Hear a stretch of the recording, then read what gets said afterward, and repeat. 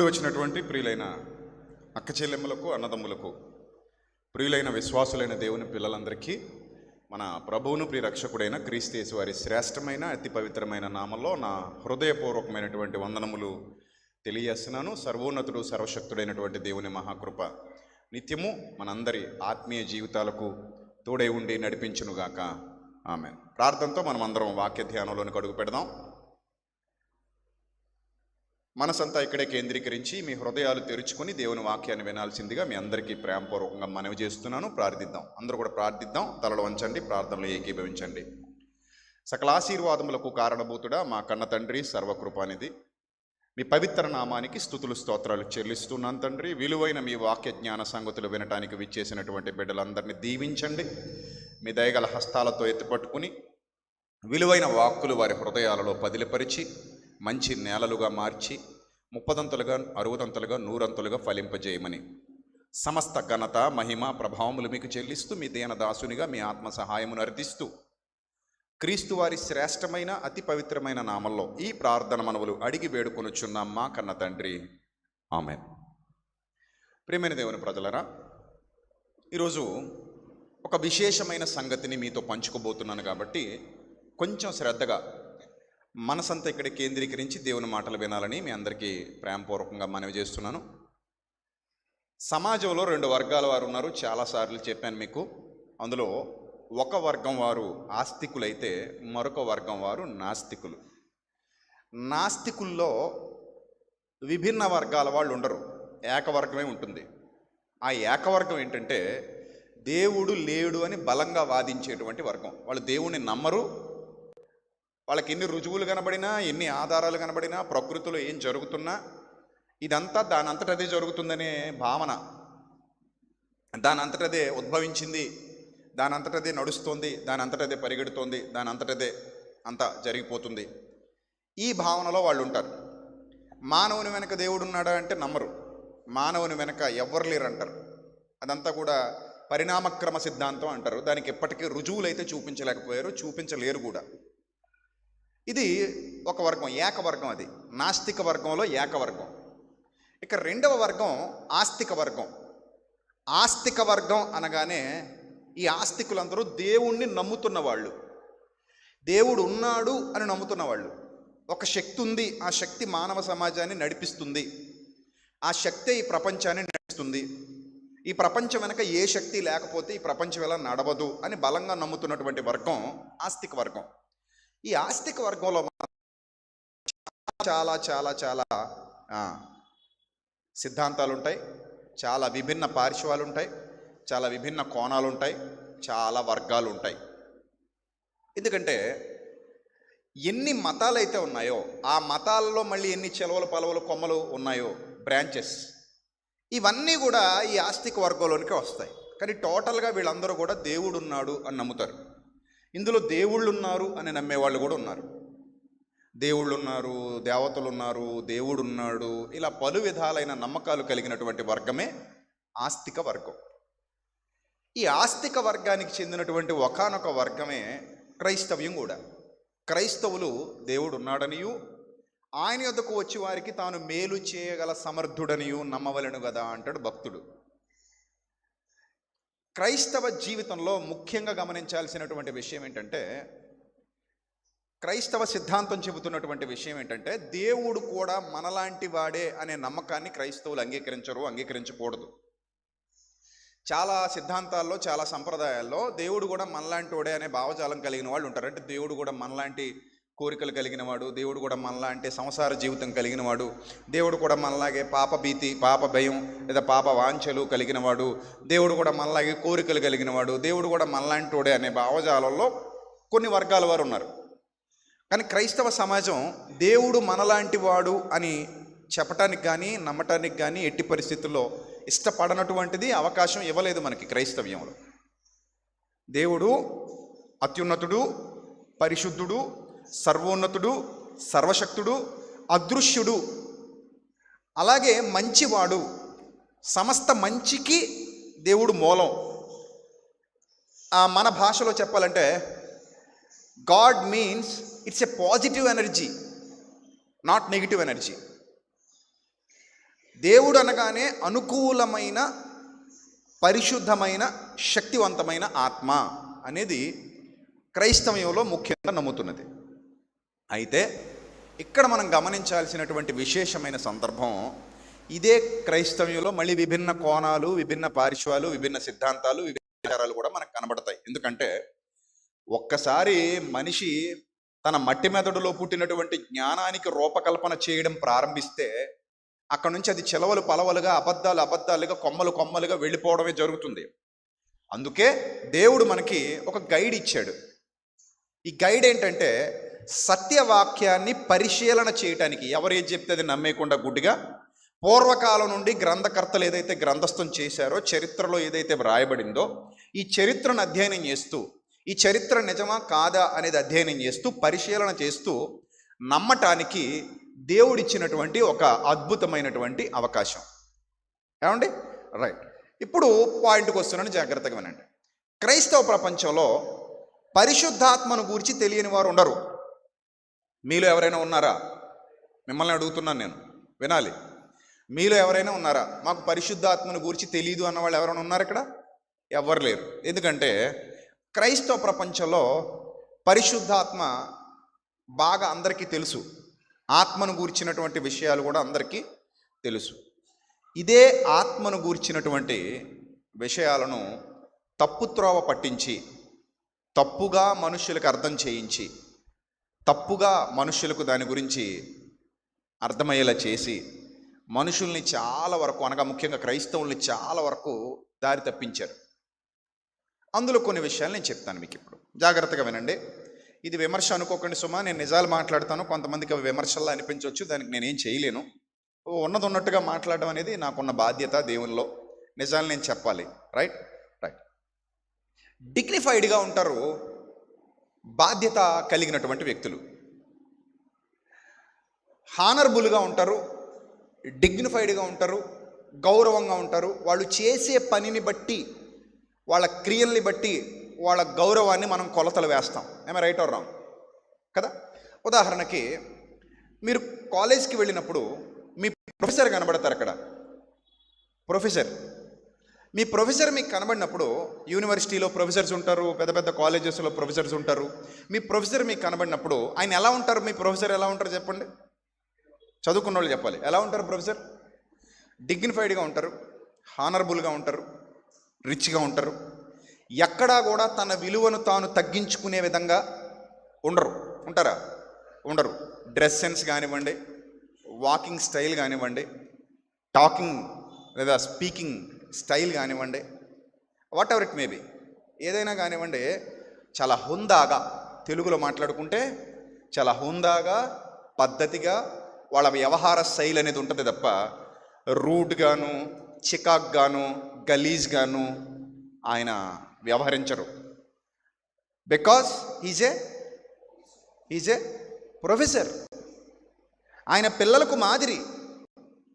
ఇప్పుడు మీ professor road మీద ఎక్కడో పెళ్లి జరుగుతుంది అనుకోండి, అక్కడ డప్పులు కొడుతున్నప్పుడు స్టెప్పులు వేస్తున్నాడు అనుకోండి, ఇలా మీ ప్రొఫెసర్ రోడ్డు మీద తలకు రిబ్బన్ కట్టుకొని, మీరు ఎలా రిసీవ్ చేసుకుంటారో చెప్పండి. ఎలా రిసీవ్ చేసుకుంటారు? ప్రేమగా, గొప్పగా, హుందాగా రిసీవ్ చేసుకుంటారా? చిచి అనుకుంటారు. ఎందుకంటే ప్రొఫెసర్ అనగానే ఒక క్వాలిటీ ఉండాలి. ఆ క్వాలిటీ మెయింటైన్ చేయాలి. అతను రోడ్డు మీద స్టెప్పులు వేయటం, రోడ్డు మీద గెంతులు వేయటం, రోడ్డు మీద డ్యాన్సులు వేయటం, డీజే పెట్టుకొని అరవటం, ఇవన్నీ ప్రొఫెసర్కి సూటబుల్ కాదు. అవునా కదా? అంతే కదా? మొన్న ఎవరో ఒక మంత్రి గారు ఎక్కడో డ్యాన్స్ చేస్తున్నాడు, సోషల్ మీడియాలో బాగా వైరల్ చేశారు దాన్ని. అది తగవు. నువ్వు మంత్రి హోదాలో ఉన్నప్పుడు డ్యాన్సులు గీన్సులు, దట్ ఈజ్ నాట్ రైట్. నువ్వేమనుకున్నా సరే అది పద్ధతి కాదు. నువ్వు మంత్రి హోదాలో ఉన్నప్పుడు ఆ మంత్రి హోదాని, దానికి ఉన్న ఆ గౌరవాన్ని, దానికి ఉన్న పద్ధతిని కాపాడాలి. కానీ రోడ్డు మీదకి వెళ్ళిపోయి అందరితో పాటు కలిపి డ్యాన్సులు వేసుకుంటూ వెళ్ళిపోవడం అనేది, అది మనకు చూడడానికి కూడా ఎలా ఉంటుంది? బాగోదు, అస్సలు బాగోదు. నాకు తెలిసిన ఒక టీచర్ గారు ఉండేవారు. ఆ టీచర్ గారు ఎప్పుడు ముక్కుపొడి పెట్టుకునేవాడు, ఎప్పుడు ముక్కుపొడి.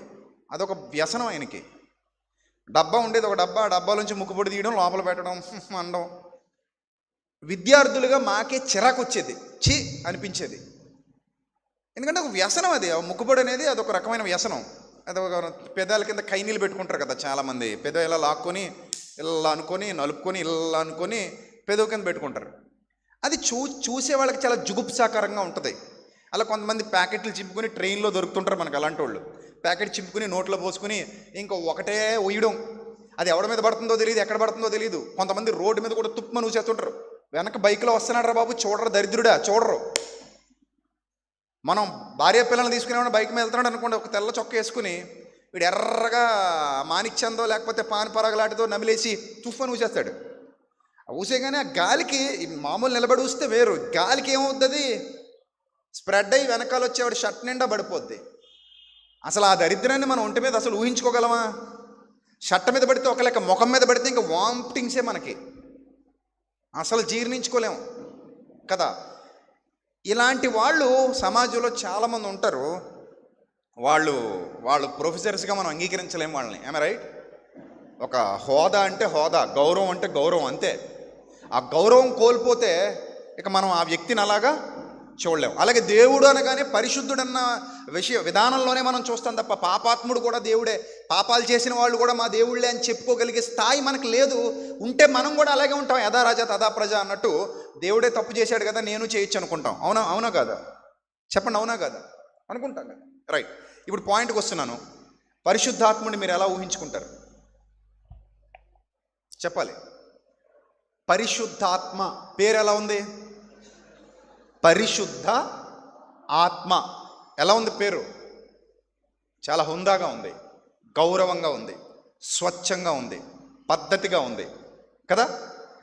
ఇప్పుడు ఇంత గౌరవప్రదంగా ఉన్నటువంటి పరిశుద్ధాత్మ అన్న పదాన్ని తీసుకొచ్చి ఒక అల్లరి గుంపులో పెట్టడానికి అవకాశం ఉంటుందా? లేదా బయట జరిగే అల్లరేమో మామూలు అల్లరి, ఆత్మ వచ్చినప్పుడు జరిగే అల్లరేమో పరిశుద్ధ అల్లరి. అసలు పరిశుద్ధ అల్లరి అనేది ఉంటుందా? అల్లరి ఎక్కడైనా అల్లరే తప్ప పరిశుద్ధ అల్లరి అనేది ఎక్కడ ఉండదు. ఇప్పుడు నేను ముఖ్యంగా హైందవ సమాజంలో నుండి వచ్చాను కాబట్టి, చిన్నప్పటి నుంచి నేను కూడా హైందవ సమాజానికి చెందినవాడిని కాబట్టి కొన్ని మా కుటుంబాల్లో కొన్ని సంబరాలు, కొన్ని స్పెషల్ కార్యక్రమాలు, దేవతలకు సంబంధించినటువంటి సంబరాలు, మా కులానికి సంబంధించినటువంటి సంబరాలు చిన్నప్పటి నుంచి చూస్తూ పెరిగిన అలవాటు నాకు ఉంది. అందులో కొంతమందికి పూనకం వచ్చినప్పుడు, అంటే దేవత వారిని ఆవహించినప్పుడు పూనకం వచ్చినప్పుడు వాళ్ళు డ్యాన్స్ వేయడం అని ఇలాంటివి నేను చిన్నప్పటి నుంచి చూశా. అలాగే కొన్ని సంబరాల్లో సరదాగా నాట్యాలు ఆడేవాళ్ళు కూడా ఉంటారు. అలాగే కొన్ని చోట్ల తాగి నాట్యాలు ఆడేవాళ్ళు ఉంటారు. సో అవి చూసినప్పుడు ఇదేం పరిశుద్ధత కాదు, వీళ్ళు తాగి నాట్యం ఆడుతున్నారని కొన్ని సందర్భాల్లో నేను డిసైడ్ అయ్యా. ఇప్పుడు నాట్యం ఆడడం అనేది వాళ్ళ వ్యక్తిగత విషయం, దానికి మనకు సంబంధం లేదు. నేను ఏమంటానంటే, ఇప్పుడు సంఘంలో దేవుని ఆత్మతో నాట్యం ఆడుతున్న వారు కొందరు మనకు కనబడ్డారు అని మీరు అనుకున్నప్పుడు, దానికి సంబంధించినటువంటి దాన్ని ఏమంటారు మాదిరి మనకి గ్రంథంలో కూడా కనబడాలి. మీకు అర్థమవుతుందా? దేనికైనా మూలమేది, ఆధారమేది? గ్రంథం. బయట ఎవరో డ్యాన్స్ చేస్తున్నారు, దేవుని ఆత్మ వచ్చిందని చెప్పి డ్యాన్స్ చేస్తున్నారు, లేదా పూనకం వచ్చినట్టుగా బిహేవ్ చేస్తున్నారు అని అంటే ఆ రెఫరెన్స్ మనకి ఎక్కడ కనబడాలి? న్యూ టెస్టిమెంట్లో పరిశుద్ధాత్మకు సంబంధించినటువంటి సన్నివేశాల్లో అలాంటి విధానం మనకి ఇక్కడ కూడా కనబడాలి. అలా కనబడలేనప్పుడు బయట జరుగుతున్నది రాంగ్ అని డిసైడ్ అవ్వాలి. That is not right, that is not biblical, that is completely wrong. ఇది మనం తెలుసుకోవాల్సినటువంటి సత్యం. అందుకే బైబిల్ ఉంది, మనకి గైడ్ ఉంది. ఈ గైడ్లో చూసుకుని తెలుసుకోవాలి. కానీ చాలామంది క్రైస్తవ సమాజంలో అల్లరి, కేకలు, ఒంటి మీద వస్త్రాలు ఉంటున్నాయో ఉండట్లేదో కూడా చూడకుండా ఒకరి మీద ఒకరు పడిపోవటాలు, చాలా హేళనగా గోల చేస్తూ గొడవ చేస్తూ చుట్టుపక్కల ఉన్న వాళ్ళందరూ కూడా అసహ్యంగా ఫీల్ అయ్యే విధంగా ప్రవర్తించడం అనేది కొన్ని చోట్ల మనం చూస్తున్నాం. అన్ని చోట్ల కాదు, కొన్ని చోట్ల. ఇప్పుడు కొన్ని చోట్ల మనకు కనబడుతున్న ఆ విధానాన్ని పరిశుద్ధ ఆత్మకు సంబంధించినదే అని మనం ఒప్పుకోగలుగుతున్నామా? ఒప్పుకోగలమా? ఎందుకు ఒప్పుకోలేమంటే, ఆయన అల్లరికి కర్త కాడు అని బైబిల్లో చదువుకున్నాం. సంఘములన్నిటిలో దేవుడు సమాధానమునికే కర్త కానీ అల్లరికి కర్త కాడు అని మనం బైబిల్లో చదువుకున్నాం. అల్లరికి కర్త కాడు అని బైబిల్లో చదువుకున్నప్పుడు అప్పుడప్పుడు దేవుని ఆత్మ వలన అల్లరి జరుగుతూ ఉంటుంది అని అంటే దాన్ని మనం ఎలా రిసీవ్ చేసుకోవాలి? ఇప్పుడు దేవుని ఆత్మ వలన కూడా అల్లరి జరుగుతుందని మనం అంగీకరించాలా? ప్రొఫెసర్ గారు, లెక్చరర్ గారు స్కూల్లో పాఠాలు చెప్పేటప్పుడు పాఠాలు చెప్తారు, కానీ రోడ్డు మీద అప్పుడప్పుడు డ్యాన్సులు వేస్తుంటారు, రోడ్డు మీద అప్పుడప్పుడు తాగిపడిపోతుంటారు, రోడ్డు మీద అప్పుడప్పుడు అల్లరి చేస్తుంటారు, రోడ్డు మీద అప్పుడప్పుడు మూర్చొచ్చి కింద పడి కొట్టుకుంటుంటారు అనే భావజాలం ఒకవేళ మనకు వస్తే దాన్ని మనం అంగీకరించగలమా? చెప్పండి అంగీకరించగలమా? అంగీకరించలేము, అసలు అంగీకరించలేము. ఎందుకంటే మనం పరిశుద్ధాత్మను గురించి మాట్లాడుతున్నప్పుడు ఆయన హుందాతనం, ఆయన గొప్పతనం, ఆయన పరిశుద్ధత, ఆయన యథార్థత, ఆయనలో ఉన్నటువంటి సాత్వికత్వం ఇవన్నీ కూడా మనం అర్థం చేసుకోవాలి తప్ప ఏదో రోడ్ సైడ్ రోమియోలాగా మా పరిశుద్ధాత్ముడు వ్యవహరిస్తాడనే సంకేతాలు సమాజానికి పంపిస్తే అది పాపమే తప్ప మరోటి కాదు. పాపాన్ని మూటగట్టుకోవడం తప్ప మరోటి కాదు. వీళ్ళు ఎక్కడో దారి తప్పారు. ఆ దారి తప్పి దీన్ని అంతా తీసుకెళ్ళి దీనికి లంకి పెట్టారంటే పరిశుద్ధాత్మునికి లంకి పెట్టారు. కానీ బైబిల్ ఏం చెప్తుందంటే పరిశుద్ధాత్ముడు ఎక్కడా అల్లరి చేయడు, అల్లరి చేసినట్టుగా ఎక్కడా లేదు. ఆయన గొడవ చేసినట్టుగా, అల్లరి చేసినట్టుగా, ఒకరినొకరిని మీద పడేలా తోసేసుకునేట్టుగా, గెంటేసుకునేట్టుగా ఎక్కడా గ్రంథంలో ఒక్క రెఫరెన్స్ కూడా మనకు కనబడదు. కావాలంటే మీరు పరిశుద్ధ గ్రంథాన్ని మొత్తం చదువుకోండి. మత్తయి సువార్త మొదలుకొని ప్రకటన గ్రంథం వరకు ఎక్కడ కూడా పరిశుద్ధాత్మను, ఆయన గొప్పతనాన్ని తగ్గించలేదు. వ్రాయబడిందంత పరిశుద్ధాత్మ ప్రేరణతోనే వ్రాయబడింది. కాబట్టి ఎక్కడ అల్లరి ప్రతి నీచ కార్యం ఉంటుందో అక్కడ దయ్యాల జ్ఞానం ఉంటుంది, దయ్యం ఉంటుంది అన్నాడు తప్ప దేవుడు ఉండడు. మనం అల్లరికి కర్తలుగా ఉండే ఆత్మను కలిగి లేము. మనం కూడా అల్లరి చేయటానికి దేవుడు అనుమతించలేదు. సమాధానకరమైన స్థితిలో, ప్రశాంతమైన స్థితిలో, యథార్థమైన స్థితిలో సత్యవాక్యాన్ని మన హృదయాలలో నింపుకొని బలపడమన్నదే దేవుని బోధ తప్ప సంఘంలో అల్లరి జరగటానికి వీలు లేదు. అది ఏ సంఘమైనా సరే అల్లరికి మీరు కర్తలుగా ఉండడానికి వీలు లేదు. మీరు పరిశుద్ధాత్మకు నిలయాలైతే మీరు సమాధానకరమైన స్థితిలో, ప్రశాంతమైన స్థితిలో ఉండాలి. ప్రశాంతమైన స్థితిలో ఉండాలి. కానీ అల్లరి జరుగుతోంది మీ కుటుంబాలలో, మీ సంఘాలలో, మీ గృహాలలో, లేదా మీరున్న వాతావరణంలో అంటే అక్కడ దైవాత్మ లేదు. ఖచ్చితంగా ఏ ఆత్మ ఉంది? చీకటి శక్తి ఉందని అర్థం, దురాత్మ ఉందని అర్థం. ఎందుకంటే దురాత్మ ఉన్న చోటే అల్లరి ఉంటుంది, దైవాత్మ ఉన్న చోట ఏముండదు? చెప్పండి, ఏముండదు? అల్లరి ఉండదు. అల్లరి ఉండడానికి ఆస్కారం లేదు దైవాత్మ ఉన్న చోట. అది దైవాత్మ లక్షణం. ఇప్పుడు ఒక మాట చెప్తాను మీకు. పర్ఫ్యూమ్ ఉంది, కాస్ట్లీ పర్ఫ్యూమ్ అంటే సెంట్. దానిలో నుంచి దుర్వాసన వస్తుందా అంటే రాదు.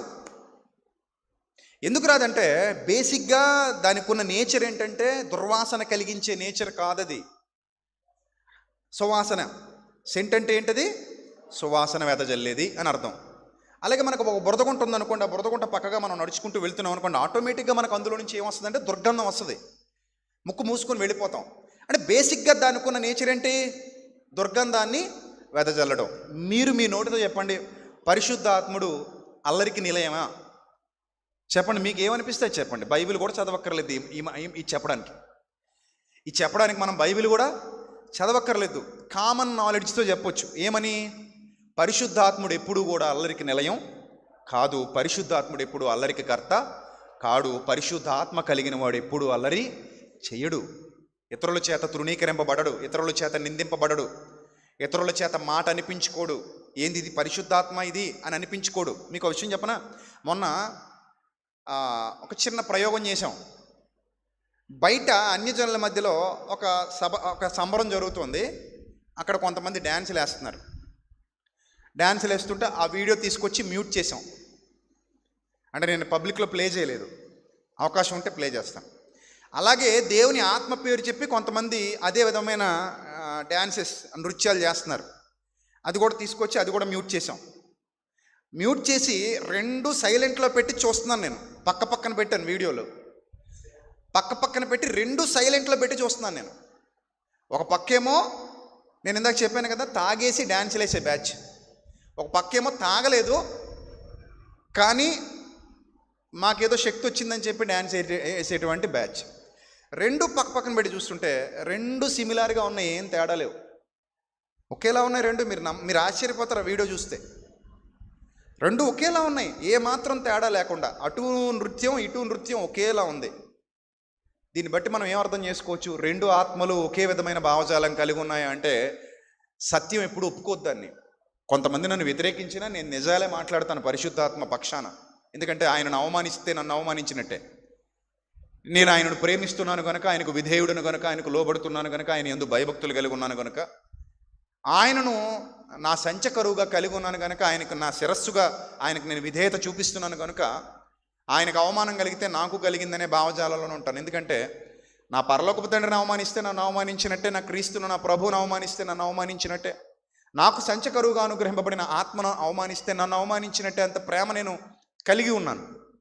సో ఇప్పుడు మీరు గమనించండి, సిమిలర్గా రెండు ఉన్నప్పుడు రెండు పరిశుద్ధాత్మలు కావు. మీరు గమనించండి, బైబిల్ గ్రంథంలో ఎక్కడ కూడా పరిశుద్ధాత్ముడు అల్లరికి కర్త కాడు. ఆయన ఎక్కడ అల్లరి జరిగించలేదు. రైట్. ఇప్పుడు అసలు పరిశుద్ధాత్మ కలిగిన వారు ఎలా ఉంటారు? బైబిల్ ఏం చెప్పింది? కొన్ని విషయాలు మనం చూద్దాం. అందరూ కూడా జాగ్రత్తగా చూడండి ప్రియులరా. పరిశుద్ధాత్ముని పనులేంటి? ఈ టాపిక్ చాలా చాలా హ్యూజ్ టాపిక్. అంటే చాలా ఎక్కువ టైం తీసుకోవాలన్నమాట ఈ విషయాలు మీకు చెప్పాలంటే. కానీ ఈరోజు నేను క్లుప్తంగా వివరిస్తాను, అర్థం చేసుకునే ప్రయత్నం చేయండి. ఇంకా మరలా మనకు సమయం ఉంటుంది కదా, ఆ టైంలో మిగిలిన విషయాలు నేర్చుకునే ప్రయత్నం చేద్దాం, మాట్లాడుకుందాం. అలాగా ఏమండి? బాగా నేర్చుకోండి. రైట్. ఎందుకంటే రేపు పొద్దున మీరు మరో 10 మందికి చెప్పగలిగే స్థాయిలో ఉండాలన్నది నా కోరిక. రైట్. మొదటిగా యోహాను సువార్త 16వ అధ్యాయము 12వ వచనం. యోహాను సువార్త 16వ అధ్యాయము 12వ వచనం. ఇటు పోతుంది ఇది. యోహాను సువార్త 16వ అధ్యాయము 12వ వచనం. నేను మీతో చెప్పవలసినవి ఇంకనూ అనేక సంగతులు కలవు గాని ఇప్పుడు మీరు వాటిని సహించలేరు. అయితే సత్యస్వరూపి అయిన ఆత్మ, చూడండి జాగ్రత్తగా, బైబిల్ చూడండి జాగ్రత్తగా. సత్యస్వరూపి అయిన ఆత్మ వచ్చినప్పుడు మిమ్మల్ని ఎక్కడికి నడిపిస్తారట? సర్వసత్యములోనికి నడిపించును అన్నాడండి. చూడండి, మిమ్మల్ని అందరినీ ఎక్కడికి నడిపిస్తాడట పరిశుద్ధాత్ముడు? ఎక్కడికి నడిపిస్తాడు? సర్వసత్యములోనికి నడిపించును. సర్వసత్యము అంటే అర్థం ఏంటి? సర్వసత్యము అంటే అర్థం ఏంటి? అప్పటి వరకు లేని లోతైన బైబిల్ జ్ఞానం అని అర్థం, వాక్యపు జ్ఞానం. ఏమంటే మీకు ఒక విషయం చెప్తాను, మీకు అర్థమయ్యే విషయం చెప్తాను. హై స్కూల్ సబ్జెక్టులు ఉంటాయి, ఎలిమెంటరీ సబ్జెక్టులు ఉంటాయి. నెక్స్ట్ ఏంటి? హై స్కూల్లో చదువుకునే సబ్జెక్టులు ఉంటాయి. తర్వాత ఇంటర్లో చదువుకునే ఉంటాయి, డిగ్రీలో చదువుకునే ఉంటాయి, పీజీలో చదువుకునే ఉంటాయి. ఇప్పుడు ఎలిమెంటరీ స్కూల్తో పోల్చుకుంటే హై స్కూల్ అనేది దీనికంటే కొంచెం పైన ఉన్నది. హై స్కూల్ కంటే కూడా ఇంటర్ బోర్డు కొంచెం పైన ఉంది. దానికంటే కూడా డిగ్రీ కొంచెం పైన ఉంది. దానికంటే కూడా పీజీ కొంచెం పైన ఉంది. ఇంకా అలా పైకి వెళ్ళే కొలది దాన్ని ఏమంటామంటే జ్ఞానం పెరుగుతోంది. ఏమవుతుంది? జ్ఞానపు పరిధి పెరుగుతుంది. ఇప్పుడు పరిశుద్ధాత్ముడు మీలోనికి వచ్చి జ్ఞానంలోనికి నడిపిస్తాడట, పరిపూర్ణ జ్ఞానంలోనికి నడిపిస్తానంటున్నాడు. దాన్నే సత్యము అన్నాడు. అంటే పరిశుద్ధాత్ముని పనులలో ప్రాముఖ్యమైన పని ఏంటంటే మిమ్మల్ని ఎక్కడికి నడిపించాలి? సర్వసత్యములోకి నడిపించాలి. మీరు గమనించండి, చాలా చోట్ల పల్లె ప్రాంతాల్లో ముఖ్యంగా మూఢనమ్మకాలకు పుట్టినిల్లు మన పల్లె ప్రాంతాలు. పట్టణాల్లో కూడా మూఢనమ్మకాలు ఉన్నాయి. ఇంకా పల్లె ప్రాంతాలని అనుకోక్కర్లేదు, ఈ మధ్య పట్టణాల్లో కూడా ఏమున్నాయి? మూఢనమ్మకాలు ఉన్నాయి. నిన్న ఎవడో ఒకడు పసిపిల్లాడి మరుగుతున్న వేడి పాలు పోసి శుద్ధి చేసినట్టు దౌర్భాగ్యుడు. పసిపిల్లాడు శరీరం ఏవైపోయి ఉడికిపోయి చచ్చిపోతాడు. మరుగుతున్న పాలు అవి తీసి ఆ గుండె మీద ఉంచిపోతున్నాడు. అసలు ఎంత దుర్మార్గపు చర్యలు అంటే ఇవి! మూఢ విశ్వాసాలు. ముందు వాళ్ళ అమ్మా నాన్నని ఆ మూకుడిలో కూర్చోబెట్టేయాలి, ఈ పోసేవాడిని మూకుడి కింద కూర్చోబెట్టేయాలి. అప్పుడు కానీ బుద్ధి రాదు వీళ్ళకి. ఏం పాపం చేశాడా పసిపిల్లాడు? అభోశుభం తెలియని పసిబిడ్డడు. వాడి మీద వేడి పాలు పోస్తే ఎంత ఒళ్ళు ఉడికిపోదా? చర్మం ఉడికిపోదా? అసలు వాళ్ళు గోరువెచ్చటివి కూడా తట్టుకోలేరండి పసిబిడ్డలు. గోరువెచ్చటి నీటిని కూడా తట్టుకోలేరు వాళ్ళు. అంత సున్నితంగా ఉంటాయి వాళ్ళ దేహాలు, ఆ చర్మాలు. వాళ్ళ మీద అలా పోసి పైశాచిక ఆనందం, అది భక్తే? ఇలాంటి దుర్మార్గుల్ని మెంటల్ హాస్పిటల్లో వేసేయాలి, లేకపోతే తీసుకెళ్ళి జైల్లో పెట్టేయాలి. అప్పుడు కానీ బుద్ధి రాదు వీళ్ళకి. ఇలాంటి మూఢత్వానికి చోటిచ్చే వాళ్ళు ఇంకా ఉన్నారు మన దేశంలో. అలాంటి మూఢ విశ్వాసాలను ప్రోత్సహించేవాళ్ళు, మూఢ విశ్వాసాలు, అంధవిశ్వాసాలు కలిగి జీవిస్తున్న వాళ్ళు. మీరు గమనించండి, ఈ పల్లె ప్రాంతాల్లోనూ పట్టణ ప్రాంతాల్లోనూ కొంతమందికి భక్తి పేరుతో జరుగుతున్నటువంటి అల్లరికి అర్థం తెలియక వాళ్ళు ఇష్టమొట్టిగా వ్యవహరిస్తూ ఉంటారు. నిజానికి వాళ్ళని బయటికి తీసుకొచ్చి ప్రశ్నించండి, వాళ్ళకి అస్సలు బైబిల్ రాదు. నాకు తెలిసిన ఒక ఆమె ఉంది, ఆదివారం సంఘంలో ఇక్కడ నిలబడేది. మొత్తం మీద డప్పు కొట్టడం మొదలెట్టాక కొంచెం స్పీడ్ పెంచుతారు కదా, పాట స్పీడ్ పెరిగే కొలది డప్పు స్పీడ్ కూడా పెంచుతారు. కొట్టి కొట్టి కొట్టి కొట్టి కొట్టి కొట్టి ఒక రకమైన దాన్ని ఏమంటారంటే హిస్టీరియా లాంటిది అనమాట. ఇంకది సైకాలజీలో అదొక రకమైన వ్యాధి. సో కొట్టే కొలది వాళ్ళకి ఆటోమేటిక్, ఇప్పుడు మంచి బీట్ ఉన్న మ్యూజిక్ వింటున్నాం అనుకోండి, మనకు తెలియకుండానే మన కాలు ఏముంటుంది, కామన్. ఇంకా అది మంచి బీట్ ఉన్న మ్యూజిక్ వస్తుంది అనుకోండి, మీకు తెలియకుండానే మీ కాళ్ళు ఏం చేస్తాయి, ఇలా అంటుంటాయి. లేదా ఎక్కడో నాడుల్లో స్పందన వస్తుంటుంది, ఎక్కడో తెలియని కదలిక వస్తుంటుంది. కనీసం చేతులైనా ఇలా అంటుంటారు. ఎందుకు అలా అంటారు అనుకుంటున్నారు? నేచర్ అది. ఆ సౌండ్కి, రిథమ్కి మీ శరీరాలు ఏమవుతుంటాయి, కదులుతుంటాయి కదా. అలాగా ఈ డప్పు మూమెంట్ పెరిగేసరికి ఆవిడికి ఏదో తెలియని ఒక పూనకోలాగా వచ్చేసేది. ఇక్కడున్న ఆమె అక్కడికి ఆ వెనక్కి అలా వెళ్ళిపోయేది, మనుషుల మీద పడుకుంటూ వెళ్ళిపోయి పడిపోయి గిలగిలా కొట్టుకునేది. రోజు ఇదే తంతు. ఆమెను చూసి మరో నేర్చుకున్నారు. ఇలాగా ఒకళ్ళ మీద ఒకళ్ళు పడిపోవటం అనేది జరుగుతున్నప్పుడు చివరికి దానికి ఏమని పేరు పెట్టేశారంటే, వీళ్ళ మీదకి దైవాత్మ వస్తుంది అని పేరు పెట్టేశారు. అప్పటి నుంచి వాళ్ళ గౌరవం పెరిగిపోయింది. వీళ్ళ మీదకి ఎవరు వస్తున్నారు? దైవాత్మ వస్తున్నాడు. దైవాత్మ వచ్చి ఏం చేస్తున్నాడు? ఇక్కడ నుంచి అక్కడికి పరిగెత్తించి తీసుకెళ్తున్నాడా? ఒకరి మీద ఒకరు పడిపోయేలా చేస్తున్నాడా? సో నాకు డౌట్ వచ్చి, నేను నిజంగా చెప్తున్నా, యథార్థంగా చెప్తున్నా, కొన్ని సంవత్సరాల క్రిందట జరిగిన సంఘటన. ఆమెను పిలిచి బైబిల్లో కొన్ని క్వశ్చన్స్ అడిగా. ఏమంత పెద్ద క్వశ్చన్స్ అడగల. ఆమెను నేను అడిగిన క్వశ్చన్ ఏంటంటే, ఇప్పుడు అంజూరపు పండ్ల కాలం కాదని ఉంది కదా, అంజూరపు పండ్ల కాలం కానప్పుడు అంజూరపు చెట్టున పళ్ళు ఎలా ఉంటాయి? ఉండవు కదా. మరి యేసుక్రీస్తు మహాజ్ఞాని కదా, సర్వజ్ఞాని కదా, మరి అప్పుడు ఆయన ఎందుకు అంజూరపు చెట్టును శపించాలి? పండ్ల కాలం కానప్పుడు పండ్లు ఎలాగివ్వగలదు? అది పండ్ల కాలం కాదని కూడా గ్రంథమే చెప్తోంది కదా, మరి పండ్లు ఎలాగివ్వగలదు? అప్పుడు ఎందుకు యేసు ప్రభు శపించాలి అని అంటే, ఆమె వెర్రి చూపులు చూస్తుంది. నిజం జరిగిన వాస్తవ సంఘటన, వెర్రి చూపులు చూస్తుంది. ఆ రెఫరెన్స్ ఎక్కడుందో కూడా ఆవిడికి తెలీదు. ఇది పచ్చి నిజం, నేను చెప్తున్నాను. గ్రంథంలో ఆ రెఫరెన్స్ ఎక్కడుందో కూడా ఆవిడికి తెలీదు. ఏ సువార్తలో ఉందో కూడా ఆవిడికి తెలీదు. ఆవిడ ఎప్పుడు చదువుకోలేదు. పైపెచ్చు దాని అర్థం ఏంటో అసలు తెలీదు. ఏం తెలీదు. ఇప్పుడు నన్ను ఎవరైనా వచ్చి అడిగారు అనుకోండి అదే క్వశ్చన్, నేను నీట్గా ఎక్స్ప్లెయిన్ చేస్తాను. దాని అర్థం ఏంటో, దాని పుట్టు పూర్వోత్తరాలు ఏంటో, ఎందుకు అలా జరిగిందో నేను ఎక్స్ప్లెయిన్ చేయగలను. I will explain that. But ఆవిడ ఎక్స్ప్లెయిన్ చేయలేదు. కానీ డప్పు శబ్దం వినబడగానే గట్టిగా పైకి కిందికి ఎగురుతుంది, ఆత్మ వచ్చిందని అటు ఇటు కలయి తిరుగుతోంది. లైక్ ఇది కూడా కొన్ని సంప్రదాయాల్లో ఉన్న పూనకం లాంటిది. ఇది కూడా డప్పు శబ్దం లేకపోతే వీళ్ళకి ఎలాంటి పూనకాలు రావు. డప్పు శబ్దం ఉన్నప్పుడే వీళ్ళకి కూడా ఏమొస్తున్నాయి? పూనకాలు వస్తున్నాయి. దాన్ని పరిశుద్ధాత్మ అనటం ఒక మాటలో చెప్తున్నాను, మీ అందరికీ రాసి పెట్టుకోండి. క్షమాపణ లేని పాపం అది. డౌట్ లేదు అందులో. ఆత్మకు విరోధముగా మాట్లాడేవాడు ఈ యుగమందును రాబో యుగమందును మనకి ఏమి లేదన్నాడు దేవుడు, క్షమాపణ లేదు. ఈ అల్లరి తీసుకొచ్చి దేవుని ఆత్మ అకౌంట్లో వేయకూడదు మనం, పాపం అది. ఆ అల్లరి తీసుకొచ్చి ఆయన అకౌంట్లో వేయటానికి వీలు లేదు. నిన్న మొన్న అంబేద్కర్ గారి జయంతి జరిగింది. నిన్నే కదా, మొన్న అనుకుంటా అంబేద్కర్ గారి జయంతి జరిగింది. ఈ అంబేద్కర్ గారి జయంతి జరుగుతున్నప్పుడు కొంతమంది కుర్రాళ్ళు, మనోళ్ళే అంటే సంఘానికి వచ్చేవాళ్ళు కాదు, తెలిసిన కుర్రాళ్ళే, వీళ్ళు ఒక రిక్షా మీద డీజే సౌండ్ పెట్టారండి. డీజే సౌండ్ పెట్టి దాని ముందు అంబేద్కర్ గారి ఫోటో పెట్టి దండేశారు. అంత బాగానే ఉంది. కానీ అందులోంచి వచ్చే పాటలు ఏంటి తెలుసా? వీళ్ళు రోడ్డు మీద ఊరేగిస్తున్నారు అంబేద్కర్ గారి ఫోటో, వచ్చే పాటలు ఏంటి చెప్పనా? అందులోంచి వచ్చే పాటలు వంగ తోట మలుపు కాడని ఒక పాట వేసాడు. అది అయిపోయాక ఊ అంటావా అని ఒక పాట వేసాడు. సో ఆ పాటల్లో కూడా మంచి పాటలు కాదు ఇవి. క్యాబరే పాటలు, పోరంబోకు పాటలు, పనికి మాలిన పాటలు వేసుకుని ఎవరు ఫోటో పెట్టి ఊరేగిస్తున్నారు వీళ్ళు?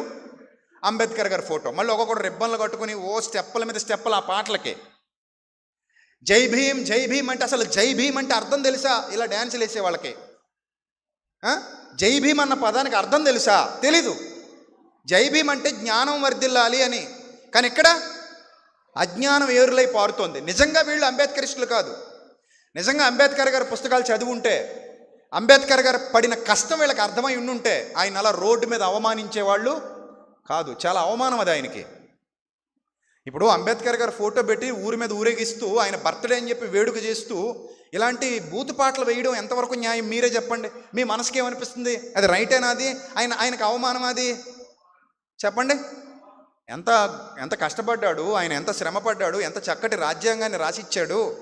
అంతటి గొప్ప మహానుభావుడికి మనం ఇచ్చేటువంటి ఘనత అదా? చూడండి, ఇలాంటి వాళ్ళు ఎలాగైతే ఆ వ్యక్తిని అవమానపరుస్తున్నారు ఇన్ ద సేమ్ వే, అందులో ఏమాత్రం తేడా లేదు. ఇదే విధంగా క్రైస్తవ సమాజంలో కూడా పరిశుద్ధాత్మను అవమానపరిచేవారు లేకపోలేదు. పొట్ట చింపితే బైబిల్ ముక్క రాదు, బైబిల్లో ఏముందో కూడా తెలియదు. కానీ నేను పరిశుద్ధాత్మను కలిగి అల్లరి చేస్తున్నానని చెబుతున్నావంటే అక్కడే నువ్వు దొరికిపోతున్నావు. ఎందుకు? నీలో ఏం లేదు? సర్వసత్యం లేదు. ఒకవేళ నువ్వు పరిశుద్ధాత్మను కలిగిన వాడవైతే నీలో ఏముండాలంటే మొట్టమొదటి సూచన సర్వసత్యం ఉండాలి. నేను ముట్టుకుంటే నీలోంచి వాక్యం బయటకు వస్తుండాలి. నేను టచ్ చేస్తే నీలో నుంచి వాక్యం బయటకు వస్తుండాలి. పుంఖానుపుంఖాలుగా సబ్జెక్టులు అలు పెరగకుండా, చెప్పింది చెప్పకుండా ఇంకా లోతైన సత్యంలోనికి సంఘాన్ని నడిపిస్తూ తీసుకెళ్ళిపోవాలి. సంఘం జ్ఞానవంతులుగా మారాలి, వివేకవంతులుగా మారాలి, ఆరోగ్యవంతులుగా మారాలి. తమ పాపపు జీవితాన్ని విడిచిపెట్టి పరిశుద్ధతలోనికి అడుగు పెట్టాలి. పశ్చాత్తాపం ఉండాలి, దేవుని యందు భయభక్తులు రావాలి, ఆయనతో సహవాసం చేయాలి, ఆశీర్వాదాన్ని పొందుకోవాలి, దీవెన పొందుకోవాలి. ఆ విధంగా పరిశుద్ధాత్ముడు మనల్ని నడిపించాలి. ధైర్యాన్ని మనలో నింపాలి. పిరికితనము గల ఆత్మను ఆయన మనకి ఇవ్వలేదు, ధైర్యము కలిగిన ఆత్మనే మనకి ఇచ్చాడు. ఇంద్రియ నిగ్రహము గల ఆత్మనే ఆయన మనకు ఇచ్చాడు. సో ఇవన్నీ కూడా పరిశుద్ధాత్మ లక్షణాలు. ఏ లక్షణం నీలో కనబడకుండా నాలో పరిశుద్ధాత్ముడు ఉన్నాడంటే మనం ఎలా నమ్మాలి? అందుకే బైబిల్ని జాగ్రత్తగా ఏం చేయాలి? పరిశోధన చేయాలి. బైబిల్ని జాగ్రత్తగా అర్థం చేసుకోవాలి. చూద్దాం యోహాను సువార్త, అందులోనే మరో మాట చూద్దాం. యోహాను సువార్త 7వ అధ్యాయము 37వ వచనం ఒకసారి చూడండి. యోహాను సువార్త 7వ అధ్యాయము 37వ వచనం. యోహాను సువార్త 7వ అధ్యాయము 37వ వచనం. అందరూ చూడండి జాగ్రత్తగా. 37. ఆ పండుగలో మహాదినమైన అంత్యదినమున యేసు నిలిచి, ఎవడైనను దప్పిగొనిన ఎడల నా యొద్దకు వచ్చి దప్పి తీర్చుకొనవలెను. ఇది భౌతికమైన భాష కాదు సుమా, ఇది ఆత్మీయ భాష. బైబిల్ గ్రంథంలో కొన్ని సందర్భాలు ఆత్మీయ భాషలో రాయబడ్డాయి. ఎవడైనా దప్పికొనే ఎడల నా యొద్దకు వచ్చి దప్పికి తీర్చుకోవాలి అంటే గ్లాస్తో నీళ్ళు ఇస్తాను, బాటిల్తో వాటర్ ఇస్తానని కాదు అక్కడ. మరి ఏంటి దేని గురించి మాట్లాడుతున్నాడు ఆయన? కిందకి చదువుదాం. నా యందు విశ్వాసముంచి వాడెవడో, ఆ లేఖనము చెప్పినట్టు వాని కడుపులో నుండి జీవజల నదులు పారతాయట. చూడండి, వాని కడుపులో నుండి ఏం పారతాయట?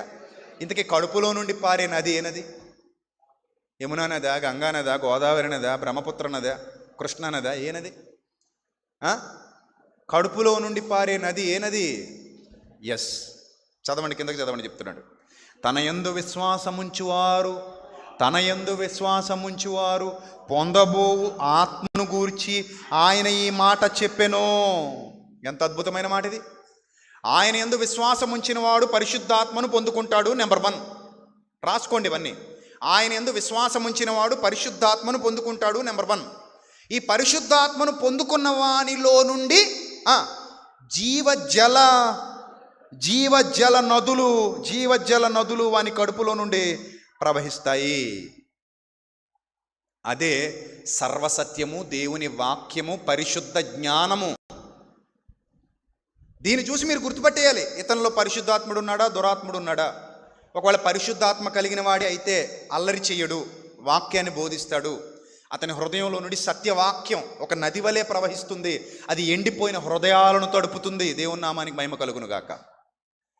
అతనిలో నుండి ప్రవహించేటువంటి ఆ జీవజల నది ఏం చేస్తుంది?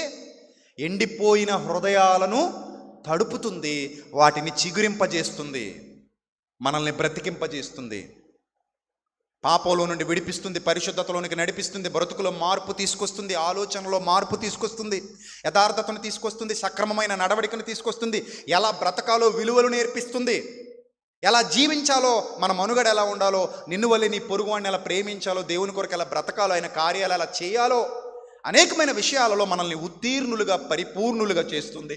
అందుకే పరిశుద్ధాత్మ కలిగిన వారి లక్షణాలు ఎలా ఉంటాయి అని చెప్పాడు. దీంతోనే మనం ఎవరినైనా టెస్ట్ చేయాలి.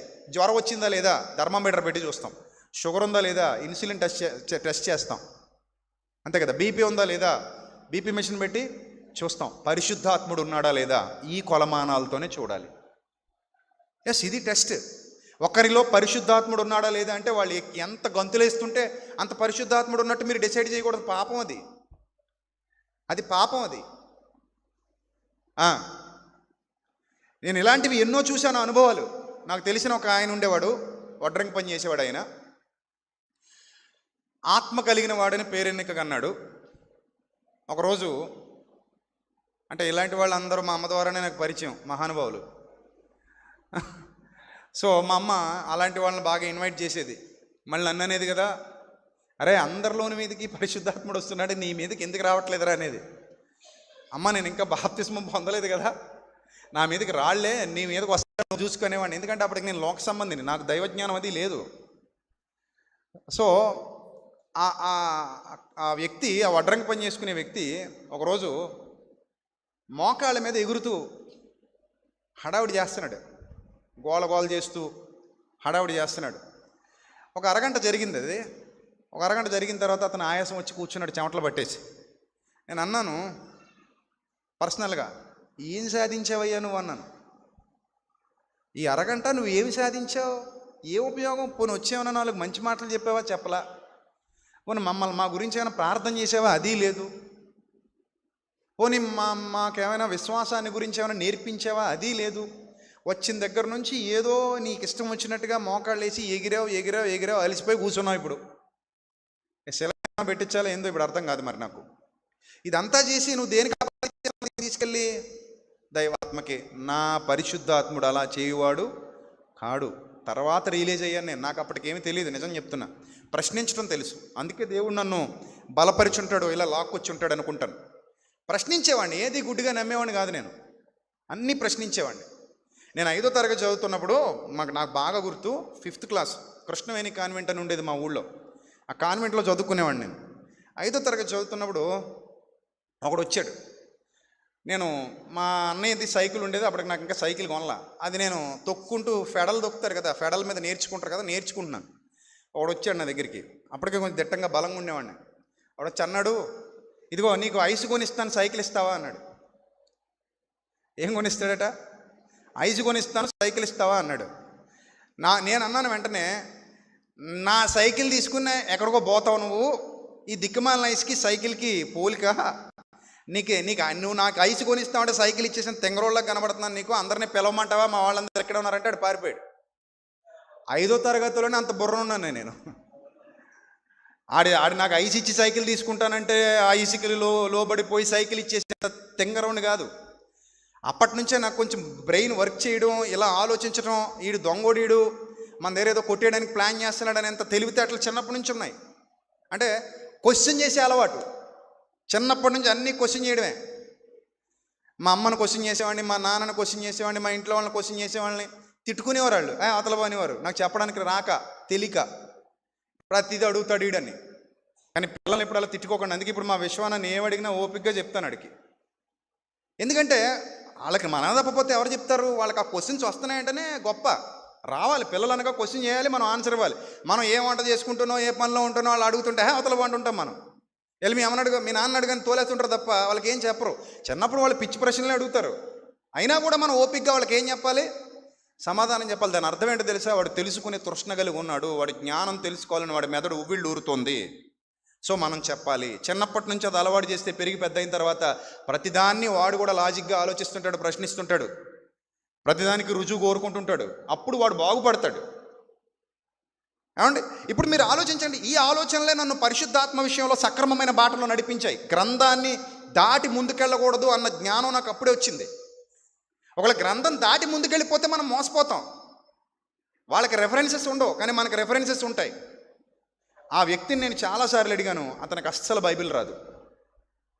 ఆ వ్యక్తి బైబిల్ అస్సలు రాదు అతనికి. ఇప్పుడు కూడా బైబిల్ గురించి అడిగాం అనుకోండి, అంటాడు తెలుసు, ఏమంటాడు తెలుసా?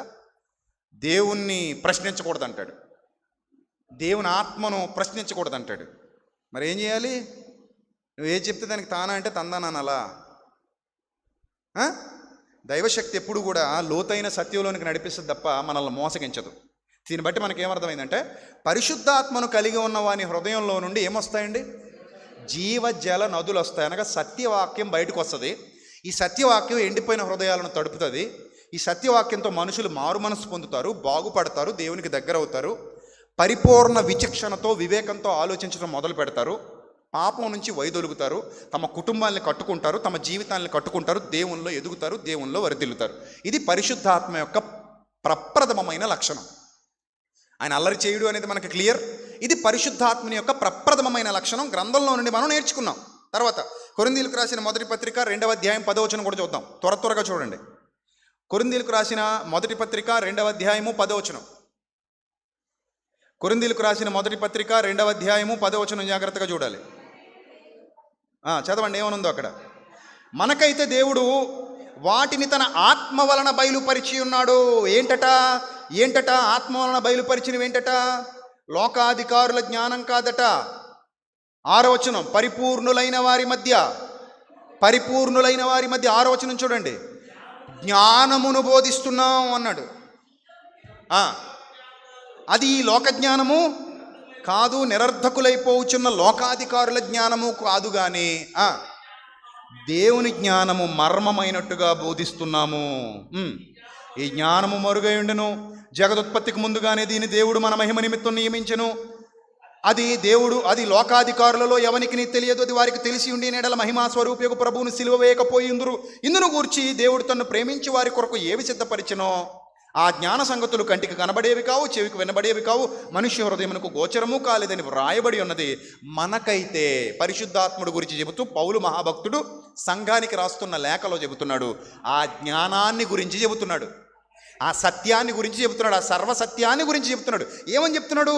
మనకైతే అనగా సంఘమునకైతే దేవుడు వాటిని తన పరిశుద్ధాత్మ వలన బయలుపరిచి ఉన్నాడు. దేవుని నామానికి మహిమ కలుగును గాక. దేని వలన బయలుపరిచారట? పరిశుద్ధాత్ముడట. దేన్ని బయలుపరిచారట? మరుగై ఉన్న సంగతులు, లోకానికి తెలియని సంగతులు, ప్రపంచానికి అర్థం కాని సంగతులు, లోకాధికారులకు తెలియని సంగతులు, ఆ లోతైన జ్ఞాన సంగతులు సంఘానికి ఎవరు బయలుపరిచారట? పరిశుద్ధాత్ముడు బయలుపరిచి ఉన్నాడు. నెక్స్ట్, ఆ ఆత్మ అన్నిటినీ అనగా దేవుని మర్మములను కూడా పరిశోధిస్తున్నాడు. ఈ దేవుని మర్మాలు కూడా ఎవరికి తెలుసట? పరిశుద్ధాత్మకే తెలుసు. అంటే మనకి పరిశుద్ధాత్ముడు మనకి ఎందుకు వచ్చాడంటే, మనం ఆ మర్మాలను అర్థం చేసుకోగలిగే జ్ఞానం మనకి ఇవ్వటానికి వచ్చాడు. ఆ కింద వచనంలో అదే చెప్తున్నాడు చూడండి. చూడండి, ఒక మనుష్యుని సంగతులు అతనిలోనున్న మనుష్యాత్మకే కానీ మరి ఎవనికి తెలియను. అలాగే దేవుని సంగతులు దేవుని ఆత్మకే అనగా పరిశుద్ధాత్మకే కానీ మరి ఎవనికి తెలియవు. దేవుని వలన మనకు దయచేయబడిన వాటిని తెలుసుకొనుటకై, అండర్లైన్ చేసుకోండి ఆ వచనాన్ని, దేవుని వలన మనకు దయచేయబడిన వాటిని తెలుసుకొనుటకై మనము లౌకిక ఆత్మను కాక దేవుని యొద్ద నుండి వచ్చు ఆత్మను పొంది ఉన్నాము. ఎందుకు ఆత్మను పొంది ఉన్నాము? ఆ మర్మాలన్నీ తెలుసుకోవటానికట, ఆ జ్ఞానమంతా తెలుసుకోవటానికట. అంటే పరిశుద్ధాత్మను ఎందుకు పొందుకున్నారంటే, సంఘానికి చెప్తున్నాడు, జ్ఞానాన్ని విప్పి చెప్పటానికి మీరు పరిశుద్ధాత్మను పొందుకున్నారు. జ్ఞానం యొక్క లోతులు తెలుసుకోవటానికి మీరు పరిశుద్ధాత్మను పొందుకున్నారు తప్ప అల్లరి చేయడానికి కాదు. అర్థమవుతుందా? జ్ఞానం యొక్క లోతులలోనికి నడిపించబడటానికి మీరు పరిశుద్ధాత్మను పొందుకున్నారు తప్ప అల్లరి చేయటానికి కాదు. తర్వాత మాట కూడా చదువుదాం. మనుష్య జ్ఞానము నేర్పు మాటలతో గాక ఆత్మ సంబంధమైన సంగతులతో సరిచూస్తూ ఆత్మ నేర్పించే మాటలతో వీటిని గూర్చి మేము బోధిస్తున్నాము. వావ్, ఎంత అద్భుతంగా ఉంది చూడండి. ఆత్మ నేర్పించే మాటలు. ఆత్మ మనకి మాటల్ని నేర్పిస్తాడు. ఏ మాటల్ని నేర్పిస్తాడు? దేవుని వాక్యాన్ని నేర్పిస్తాడు, లోతైన సత్యంలోనికి నడిపిస్తాడు. అదే మన బోధలో కనబడేలా చేస్తాడు. ఇది హోలీ స్పిరిట్ యొక్క నేచర్, హోలీ స్పిరిట్ యొక్క లక్షణం ఇది. మరి ఈ లక్షణాన్ని తీసుకెళ్ళి మనం అల్లరికి ఆపాదించడం ఏమైనా బాగుందా? మీరు చెప్పండి. గ్రంథంలో ఎక్కడైనా దానికి ఎవిడెన్స్ ఉందా? నో ఎవిడెన్స్, ఎక్కడా లేదు ఎవిడెన్స్.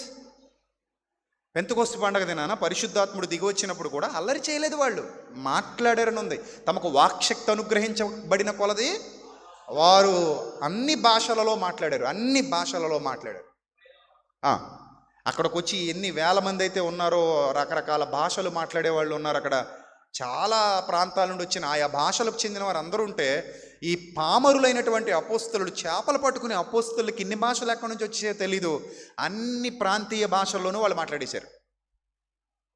మీకు ఎన్ని భాషలు వచ్చి ఇక్కడ చెప్పండి. ఒకటి కంటే ఎక్కువ వచ్చిన వాళ్ళు చేయొద్దంటే ఎన్ని వచ్చి? నీకు 3 వచ్చు. ఒకటి కంటే నీకెన్ని వచ్చినా? 2. నీకెన్ని తల్లి? 2. నీకమ్మా 3. Very good. నీకు 5. 2. Very good. సో ఇక్కడ మనకి అన్ని భాషల్లో కొన్ని భాషలు, ఎక్స్ట్రా భాషలు వచ్చిన వాళ్ళు ఎంతమంది ఉన్నారంటే దాదాపు 7 మంది ఉన్నారు. నాకు తెలుగుతో పాటుగా మరికొన్ని భాషలు వచ్చు అనేవాళ్ళు ఎంతమంది ఉన్నారు? ఒక 7 మంది ఉన్నారు. మిగిలిన వాళ్ళకి అందరికీ ఇంకా దీన్ని బట్టి ఏమర్థం చేసుకోవచ్చు? తెలుగు తప్ప ఇంకేమీ రాదు. ఇప్పుడు మీరు కానీ అపోస్తలుల దగ్గరికి వెళ్ళారనుకోండి, వాళ్ళకి హీబ్రూ తప్ప ఏమీ రాదు, లేదా అరమేయ భాష తప్ప, అరామిక్ తప్ప ఇంకోటి ఏమీ రాదు. ఇప్పుడు మీకు సువార్త ఎలా చెప్తారు వాళ్ళు పెంతెకొస్తు పండగ దినాన? మీకు ఏ భాషలో చెప్పాలి? ఇప్పుడు తెలుగులో చెప్పాలి. తెలుగులో చెప్పారు. ఎలా చెప్పారు? దైవాత్మ వారి మీదకి రావడం వల్ల తెలుగులో సువార్త ప్రకటించారు. వాస్తవానికి వాళ్ళకి తెలుగులో అచ్చులెన్నో అల్లులెన్నో కూడా తెలియదు. తెలుగులో అక్షరాలు ఏమి ఉంటాయి కూడా. తెలుగులో అంటే తెలుగులోని కాస్తుమా, మీకు అర్థమయ్యే విధంగా చెప్తున్నాను, ఎగ్జాంపుల్ తీసుకుంటున్నాను. ఆ రోజు తెలుగు ఉన్న వాళ్ళు లేరు అక్కడ, నాకు తెలిసి తెలుగు వచ్చిన వాళ్ళు ఎవరు లేరు అక్కడ. అక్కడ వేరే వేరే ప్రాంత భాషలకు తెలిసిన వాళ్ళు ఉన్నారు. మళ్ళీ ఇక్కడ తెలుగులో అనగానే మీరు ఎక్కడని చూపించని నన్ను అడుగుతారు. సో నేను మీకు అర్థం కావడానికి ఎగ్జాంపుల్ చెప్తున్నాను. వాస్తవానికి అక్కడ ఏ భాషల వాళ్ళు ఉన్నారో ఒకసారి చూసేద్దాం, చూడండి, ముగించుకుందాం. అపోస్తలుల కార్యాలు 2వ అధ్యాయం. ఏ భాషలు మాట్లాడే వాళ్ళు ఉన్నారో చూద్దాం. అక్కడ 8వ వచనం. వీరందరూ, ఇదిగో మాటలాడుచున్న వీరందరూ గలిలయులు కారా? మనలో ప్రతివాడు తాను పుట్టిన దేశపు భాషతో వీరు మాటలాడుట మనము వినుచున్నామేమి. ఇదేమి అని అక్కడ నుంచి చూడండి ఎంతమంది ఉన్నారట అక్కడ. పార్తీయులు, మాదీయులు, ఎలామీయులు, మెసొపొటేమియా, యూదయ, కప్పదొకియా, పొంతు, ఆసియా, ఫ్రుగియా, పంపూలియా, ఈజిప్టును దేశములందలి వారు, కురిన దగ్గర లిబియా ప్రాంతములందు కాపురం ఉన్నవారు, రోమా నుండి పరవాసులుగా వచ్చిన వారు, యూదులు, యోధమత ప్రవిష్టులు, క్రేతీయులు, అరబీయులు మొదలైన మనమందరము. ఇన్ని భాషల వాళ్ళం ఇక్కడ ఉన్నారు కదా. ఈ భాషల్లో ఉన్న వాళ్ళ, ఇన్ని భాషలు కలిగిన వాళ్ళందరికీ కూడా వీరు మన భాషలతో దేవుని గొప్ప కార్యాలు వివరిస్తున్నారు. ట్రాన్స్లేటర్ అవసరం లేకుండానే అన్ని భాషలోళ్ళకి వీళ్ళు ఏం చెప్పేశారు? వాక్యం చెప్పేశారు, సువార్త చెప్పేశారు. That is the matter. అంతే తప్ప అల్లరి చేయలేదు, కేకలే లేదు, గొడవ చేయలేదు, అర్థం పరదలేని పదజాలాలు వినియోగించలేదు. చాలా పద్ధతిగా సువార్త చెప్పేశారు. వితౌట్ ట్రాన్స్లేటర్ అవసరం లేదు. మొన్న మధ్య నేను తెలుగులో మాట్లాడుతుంటే అభి ఇంగ్లీష్లో మాట్లాడు కదా, ఇక్కడ ట్రాన్స్లేట్ చేశాడు. సో కొన్ని చోట్ల నేను తెలుగులో మాట్లాడుతుంటే హిందీ ట్రాన్స్లేటర్ని పెడతారు, ఒరిస్సాకి వెళ్తే ఒరియా ట్రాన్స్లేటర్ని పెడతారు, కర్ణాటక వెళ్తే కన్నడ ట్రాన్స్లేటర్ని పెడతారు. కానీ ఇక్కడ అపోస్తలులకు అవసరం లేకుండా ఎవడొస్తే వాడితో, ఏ భాష వాడొస్తే ఆ భాష వాడితో, అక్కడ ప్రస్తుతానికి ఏ భాషల వాళ్ళు అయితే ఉన్నారని మనం చదువుకున్నామో ఈ భాషల వాళ్ళందరికీ పరిశుద్ధాత్మతో జ్ఞానాన్ని బోధించారు తప్ప పేతురు గారు, పౌలు గారు చేయి పట్టుకుని, అదే పేతురు గారు, తోమా గారు, లేకపోతే అంద్రేయ గారు, యోహాన్ గారు అందరూ చేతులు పట్టుకుని ఓహో జడ్జినక జనారంటే ఎగరలేదు వాళ్ళు. అలా చేస్తే ఎవడో మారడు, అలా చేస్తే ఎవడో బాగుపడ్డు. అది పరిశుద్ధాత్మ లక్షణం కూడా కాదు. That is not nature of our Holi spirit. అది పరిశుద్ధాత్మ యొక్క ఔన్నత్యాన్ని దిగజార్చడం తప్ప ఆయన గురించి గొప్పగా చెప్పడం అని అనిపించుకోదు. కాబట్టి ఆత్మను కలిగిన వారు ఎలా ఉంటారు అనే దానికి బైబిల్ రెఫరెన్సులు చూసాం మనం ఇప్పటివరకు. ఎక్కడైనా అల్లరి కనబడిందా? ఉందా? పోనీ అల్లరి చేస్తాడు పరిశుద్ధాత్ముడు అని ఎక్కడైనా ఉందా? One reference. Do have any reference? No reference. One reference కూడా లేదు. పరిశుద్ధాత్ముడు అల్లరికి కర్త కాడు అనే చెబుతోంది మన గ్రంథం. కాబట్టి మోసపోకుండా జాగ్రత్త పడండి. సాతాను ఈ కడవరి దినాల్లో మనం చేత మోసం చేయించడానికి, అనేక మందిని తప్పు మార్గాల్లో నడిపించడానికి, లేదా తప్పు విషయాలను మన దృష్టిలోనికి తీసుకొని మనల్ని కూడా మాయ చేయడానికి, పరిశుద్ధాత్మకు వ్యతిరేకమైన పాపంలో మనల్ని పడేయటానికి అపవిత్రాత్మ ప్రయత్నిస్తూ ఉంటాడు. కనుక చాలా జాగ్రత్త. Be careful. ఏది పడితే అది విని మోసపోకండి. ఒక్కసారి ఈ హెచ్చరిక నాదనుకోకండి. ఇది నా హెచ్చరిక కాదు. ఇది ఎవరి హెచ్చరిక? సాక్షాత్తు దేవుని హెచ్చరిక. ఎక్కడుంది? అదే ఎక్కడ? బైబిల్ గ్రంథంలో నాకు తెలుసు. ఎక్కడ రెఫరెన్స్ ఏమైనా ఐడియా ఉందా మీకు? నేనే చెప్పనా? జాగ్రత్తగా ఉండండి నాయన, మోసపోకండి. అన్ని ఆత్మలు దేవుని ఆత్మలు కావు, భ్రమపరచు ఆత్మ కూడా ఉంది. ఇంకెంత చెప్పినా మీరు రెఫరెన్స్ చెప్పకపోతే కొరింథీయులకు రాసిన పత్రిక అంటున్నాడు వీడు. ఏ పత్రిక? యోహాను గారు రాసిన మొదటి పత్రిక. లక్ష్మి, వెరీ గుడ్ లక్ష్మి, చెప్పండి. యోహాను గారు రాసిన మొదటి పత్రిక 4వ అధ్యాయము ప్రారంభం నుండి 6 వచనాలు. యోహాను గారు రాసిన మొదటి పత్రిక ముగించుకుందాం. 4వ అధ్యాయము ప్రారంభం నుండి 6 వచనాలు చదవండి తొందరగా.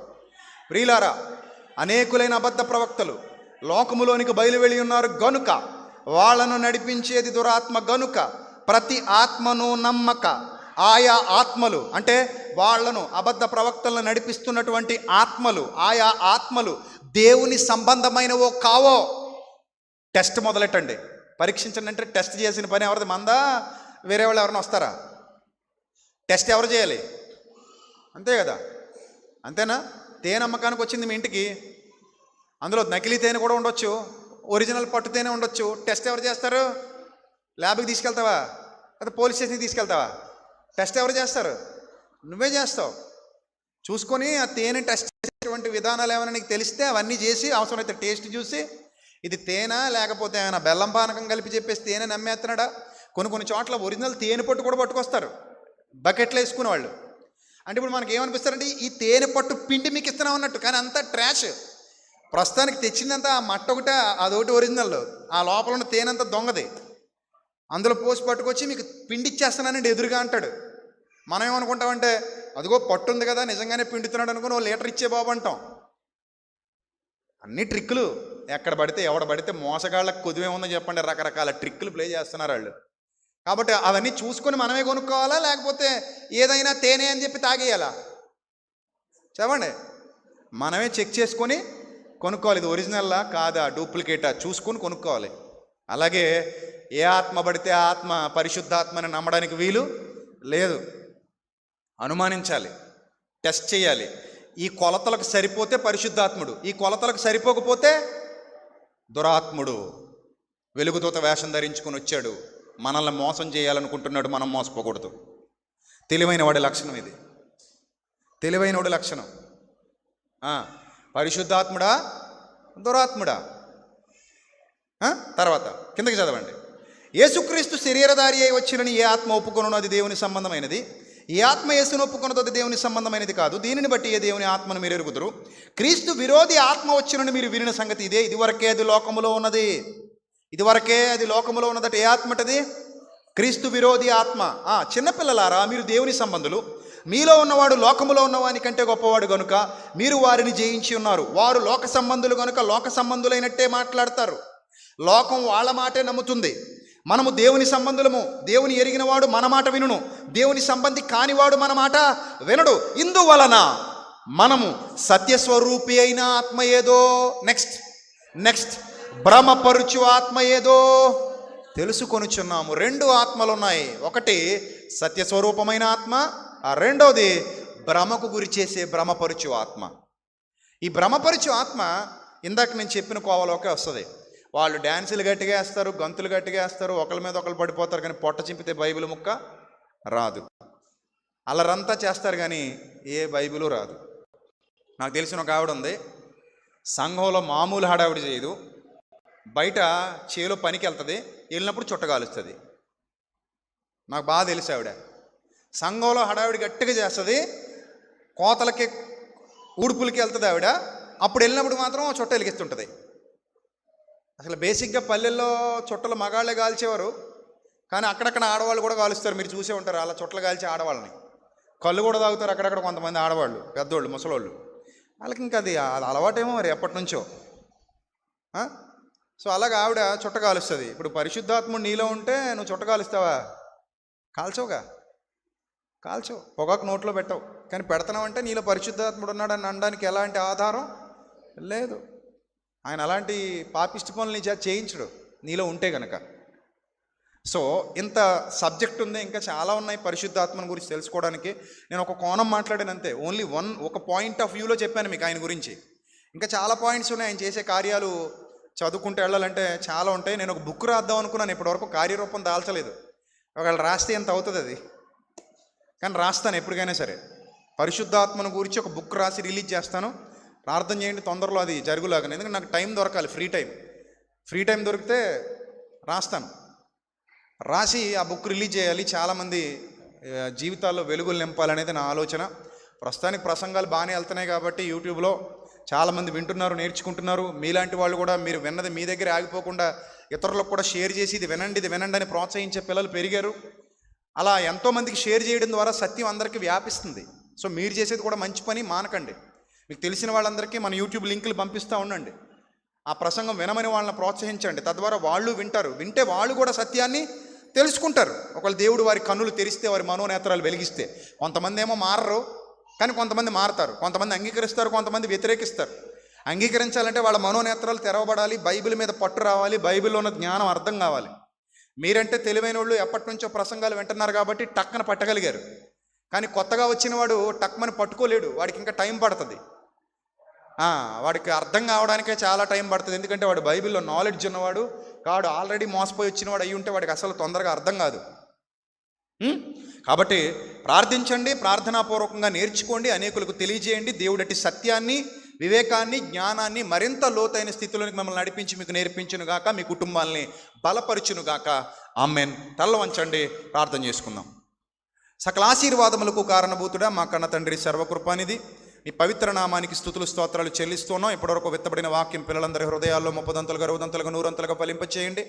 ఆత్మను కలిగిన వారు ఎలా ఉంటారో, వారి లక్షణాలు ఎలా ఉంటాయో వారిని ఎలా గుర్తుపట్టాలో, వారిలో ఎలాంటి జీవజల నదులు ప్రవహిస్తాయో, వారు ఎలా లోతైన సత్యంలోనికి నడిపించబడతారో, మీ ఆత్మను కలిగిన వారు ఎంత హుందాగా ఉంటారో, ఎంత గౌరవప్రదమైన కార్యాలు చేస్తారో మీరే మా కొరకు వ్రాయించి ఇచ్చారు కనుక ఈ మాట విన్న, ఈ సంగతులు విన్న ప్రతి ఒక్కరూ సత్యానికి చేరువగినట్లు సహాయం చేయమని, సమస్త ఘనతా మహిమ ప్రభావములు మీకు చెల్లిస్తూ ఇంకనూ సంఘమును అభివృద్ధి పరచమని, బలపరచమని, అనేక మందిని సత్యానికి దగ్గర చేయమని క్రీస్తు వారి శ్రేష్టమైన నామల్ని ప్రార్థన మనవులు అడిగి వేడుకొనుచున్నాం మా కన్న తండ్రి. ఆమెన్. అందరికీ వందనాలు. May God bless you all, love you all. Thank you. రొట్టె ద్రాక్షరసం కార్యక్రమాన్ని త్వరగా జరిగించండి. ఇంతవరకు మరి అమూల్యకు రుజువు అనేటువంటి విషయాన్ని మరి చాలా చక్కగా ఒక కొత్త కోణంలో మనకు వివరించినటువంటి సోదరులకి మనందరి తరపున హృదయపూర్వక వందనాలు తెలియజేస్తూ ఉన్నాను. ఈ సమయంలో దేవుని సేవార్థమై కానుకల సేకరణ జరుగుతుండగా మరి బుర్రులంక నుంచి మన మధ్యకు వచ్చినటువంటి సోదరుడు